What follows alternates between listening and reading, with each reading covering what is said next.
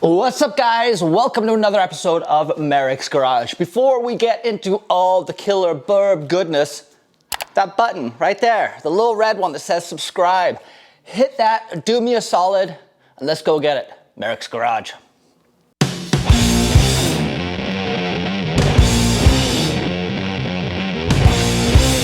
That's a whole lot of win up there. I have been hammering the last 8 days and I've accomplished a ton. The axles are in, the wheels are on, the brakes are almost done. I welded on perches, I set angles, and I've ordered drive shafts. It won't be long till this thing is doing smoky burnouts. So let's dive onto the truck. I'll show you the work with the axle. It was a rusty knife fight, but I won. Okay, today is the day for the rear axle. I'm gonna dedicate myself until this thing is in. So what do I have to do today? Well, nothing is welded to the axle at this point. I need to center it, which is what I'm working on right now. And then I need to get the perches underneath, get the axle where I want it to be wheelbase wise. And then I need to burn in this perches once I've got my pinion angle set. So these are the perches I've got. And you can see with these 3 dots, they're gonna allow me to locate the axle. If I put the pin right here, the center pin underneath, that is moving the axle forward. If I put it in the back, that is moving the axle backwards. I'm gonna leave it right where it wants to be, which is in the center. So both of these need to be located in the center. I'm gonna clean off the tube so I can burn it in and set my pinion angle. But I'm hopeful I can get this banged out today and get some drive shafts measured.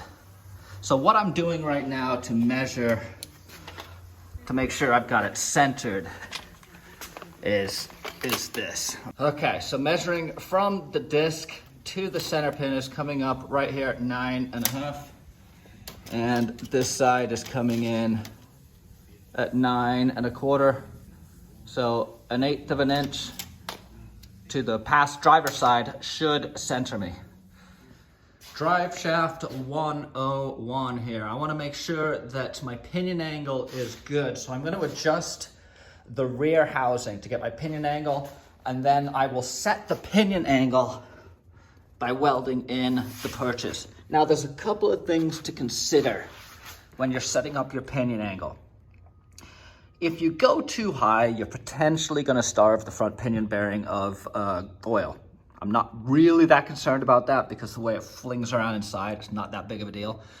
The bigger thing to consider is when this is rotating, what tends to happen is called the axle wrap, where the pinion's actually going to climb the ring gear, which is going to bring the angle up. So the pinion, the differential will actually tilt up under power.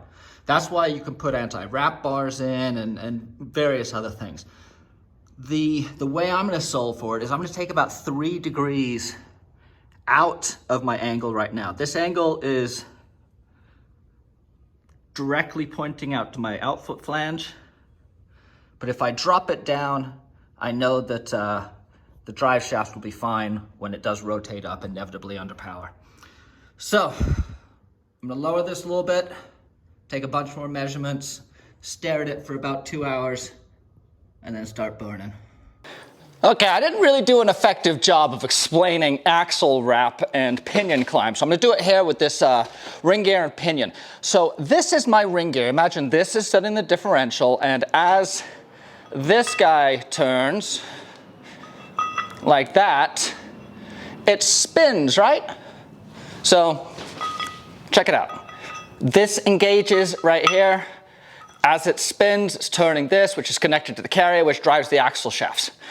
Sometimes what's supposed to happen doesn't happen. And instead of the ring gear turning and axles moving and wheels moving, the tendency is this pinion wants to climb up like that. So imagine if this was held stationary and this guy climbed up. You're going to find that the differential is going to tip up. That's what I'm talking about when I say pinion climb.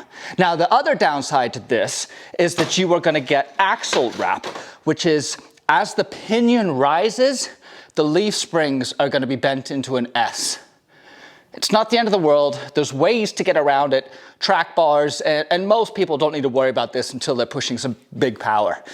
But it is a concern. Just build it into your numbers when you're doing your pinion angle and you should be good to go.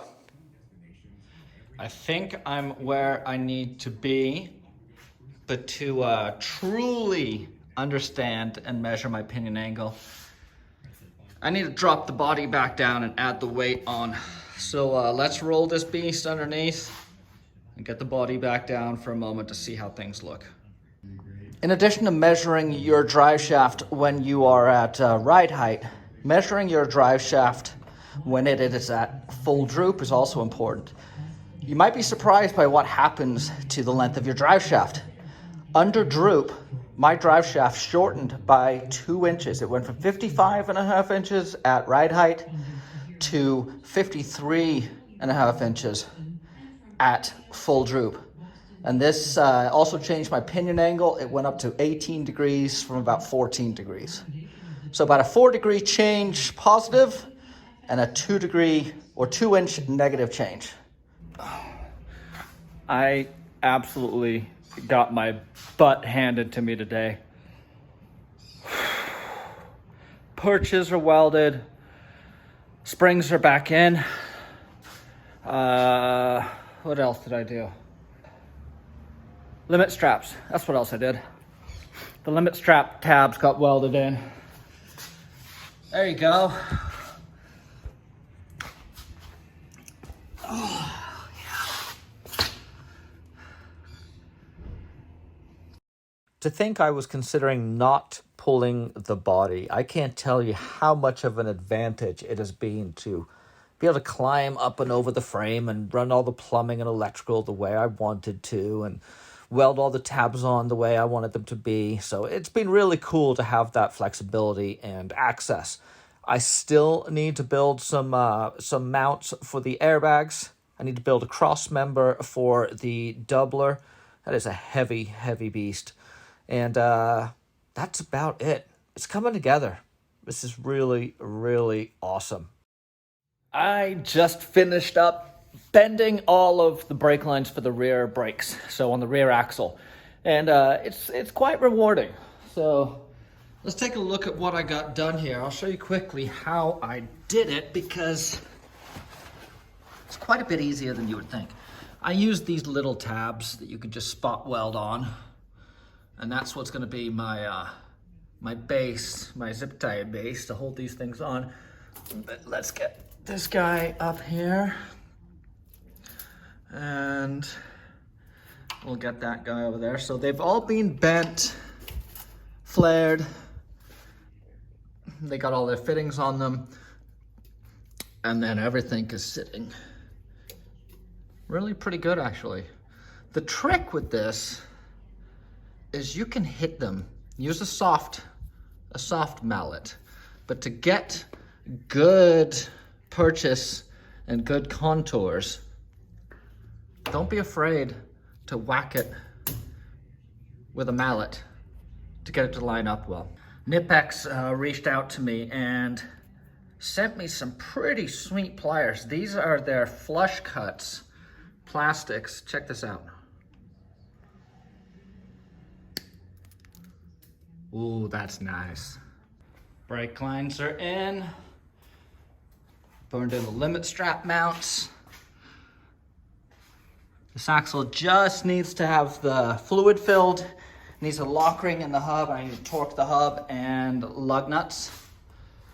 And then tighten some bolts and I can move to checking this guy off the list. I'm really stoked. Look how that came out.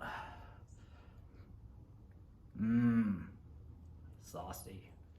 With the axle in, the lines installed, it's time to put the body back on again and measure for everything. So I'm gonna measure for front and rear drive shafts, just verify all my numbers. I'm gonna measure for my limit straps. I'm gonna fill the diff with fluid, or at least seal it. And that'll be today probably. So let's bang this all out. I'm looking forward to getting this thing out of here, man. I'm so close, I can almost taste it. But I know I've got a lot of work left to do. What are you gonna do? Let's get to work. That's what I'm gonna do. I'm not really sure why I hesitated taking the body off. I think I assumed it was going to be more work than it was. But the advantages of pulling the body have far outweighed the work I had to do it. I've had it off, probably a dozen times now, up and down and up and down and up and down. Because with the body off, I just have so much more room for activities. I can get everything nicely laid out. And then putting the body back on gives me an idea of clearances. And then I can pull it again and fix all my issues. When I rebuilt the rear axle, I misplaced a lock ring that holds the lock ring nut onto the axle shaft. There's a keyway that goes in, and then there's this lock ring, which I found. So let's throw them in. I've said it many times before. In fact, I've done an entire video on this axle. I love the 14 bolts. They are so simple. They're full floating. They're easy to work on. They're massively overbuilt. And they're just, it's a lifetime product. Stick one of these in the back of your truck and never worry about it again. They are awesome. This is the output flange that sits on the back of my 205. Well, not this one, but an identical one. So I will be measuring straight from the flange face to the yoke face, and we're going to dive under and show you that. I happen to have this pretty awesome Spicer ruler that has all the U-joints on it that makes it a little bit easier. I picked this up at King of the Hammers one year. But if you don't have it, just look online. You can find the measurements and it will be able to tell you what you're measuring and what you're looking for in terms of your yoke. So I'm using this, a tape measure, and a level.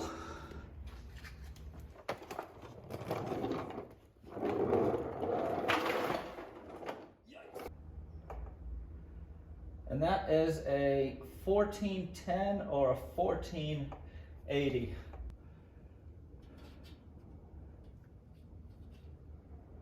I'm calling that 55 to the flange.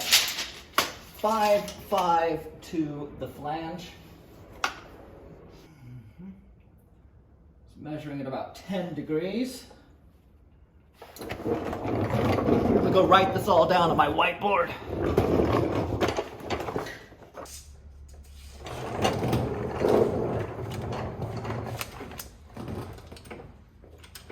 On this guy, we're gonna do the same thing. I'm almost positive this is a 1350.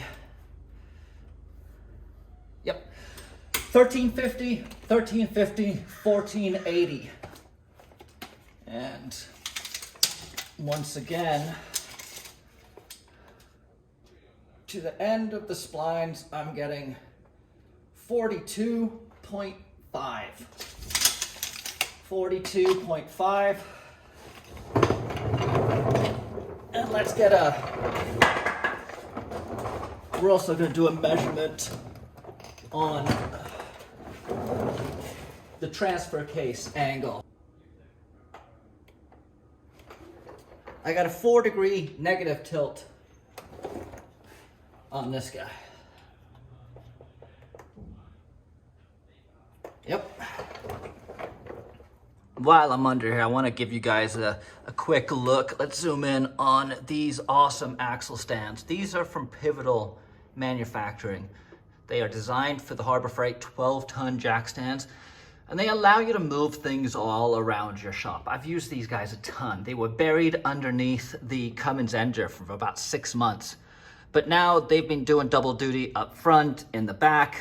They really help me get the truck in position when I'm dropping the body down. Makes it a lot easier for me.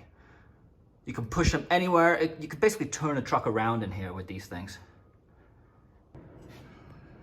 This is the output of my 205. So you're gonna be able to see the black Sharpie marks on there. And I wrote what it is. It's 31 spline. You'll need to know what your spline count is if you do not have a flange on there already.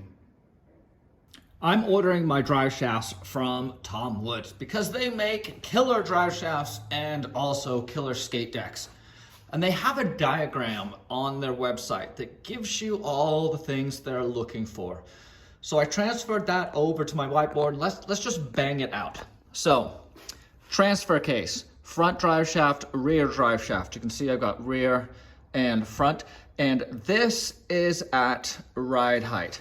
I'm running a 1350 yoke up on the front differential. I have a 30 spline up on the transfer case. At ride height, my drive shaft, my front drive shaft is measuring 42.5 inches. I've got a 4-degree negative tilt on my transfer case, meaning that the transfer case is tilted back down towards the rear axle. My rear drive shaft is measuring 55 inches. I've got that flange that I showed you on the back of the transfer case, and then I've got what I think is a 1410 yoke. My pinion angle at ride height is 11 degrees.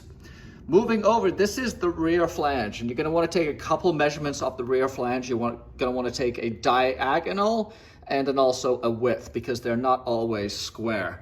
Mine is coming out at 3 inches and 4.25 inches. So that is what I've got at ride height. I also measured at full droop, because full droop is gonna change things quite a bit. You can see that my front drive shaft lengthens by 2.5 inches. My rear drive shaft shortens by 2 inches. Obviously, the angle remains the same. Nothing changes with the transfer case. The angle at full droop of my front drive shaft is 21 degrees. You really want to pay attention to this guy. Too steep is going to not work. You have an aggressive, because if you consider the 4 degrees, this is actually a 25-degree angle up at the housing itself. And running 25 degrees at full droop can be challenging and will probably necessitate the use of a double cardan U-joint. And the pinion angle at the rear at full droop goes up to 19 degrees. So you can see why I'm building in the couple of different numbers. Gets me in the ballpark so that either at ride height or full droop, I'm still in the safe zone. I'm gonna link this little diagram down below, but make sure that you're getting all this information when you are measuring your drive shafts. It's gonna make sure that you get the ones that you need and that they're not gonna fail you.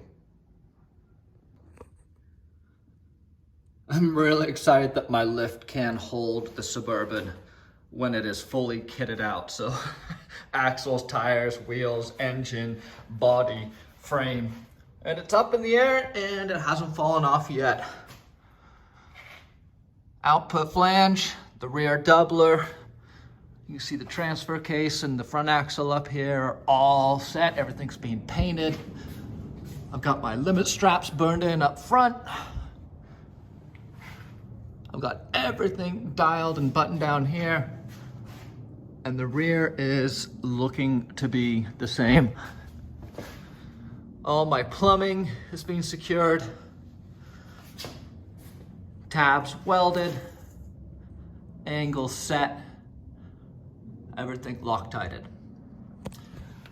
I only have a few things really left to do. I need to clean the entire underside of the body, get off all of the crap so that I can spray that with the lizard skin, and then the body will be done. I need to hook up all of the plumbing for the Hydro Boost. I need to get all the fluids in, everything. And then I've got to build the core support to take the intercooler, radiator, and evaporator, condenser, whatever it is for the air conditioning.